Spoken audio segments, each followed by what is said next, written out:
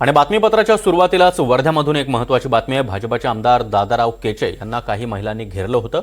वर्ध्याच्या आर्वी शहरातील शिवाजी चौक इथं महिलांनी केचे यांना घेराव घातला होता।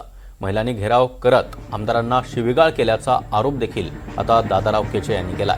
या महिला नगर परिषदेच्या निवडणुकीला उभ्या होत्या आणि त्यांचा दारुण पराभव झाल्यामुळे त्या नाराज होत्या अशी माहिती समोर येते। पराभूत महिलांनी आमदार दादाराव केचे यांना घेराव घालत विरोधी पक्षासाठी तुम्ही काम केलं असा आरोप केला। त्यावरच सुमित वानखेडे यांनी दादाराव केचे यांच्यावर गंभीर आरोप केला। वर्ध्यामध्ये भाजप आणि शरद पवार आणि काँग्रेसच्या काही नेत्यांची छुपी युती असल्याचा आरोप वानखेडे यांनी केला। नाही, निश्चितच कालची जी घटना झाली ती दुर्दैवी झाली। निवडणुकीनंतर असा असंतोषाचे विषय होत असतात।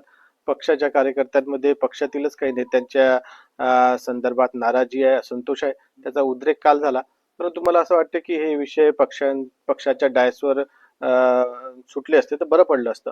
परंतु एकंदरीतच कालच्या घटनेनंतर ज्या पद्धतीने काँग्रेस असेल, तुतारी असेल यांनी हे समर्थनार्थ उतरलेले आहेत।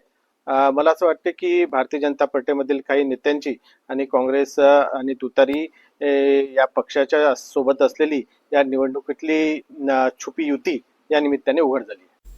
दरम्यान या संदर्भात आमदार दादाराव केचे यांनी नेमकं काय म्हटलंय ते देखील आपण पाहूया।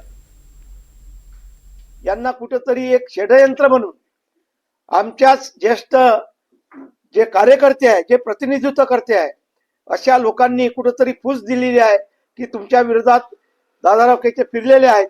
कारण का दादाराव केचेचं वजन जास्त वाढू नये आणि त्यांची लोकांमधून प्रतिमा कशी मलिन होईल या भावनेतूनच हे कालचं षडयंत्र आहे आणि त्या षडयंत्राचा निश्चितपणानं मी निषेध करतो आहे। आणि एकूण काल या महिला 4 महिला अंगावर आल्यात, म्हणजे अश्लील प्रकारे शिवीगाळ सुद्धा केलेली आहे, जे आजपर्यंत माझ्या इतिहासात कधी घडलं नाही। राजकीय इतिहासामध्ये ते काळ यांनी घडवण्याचा प्रयत्न केलेला आहे। त्या ठिकाणी मी त्यांचा निषेध करतो आहे।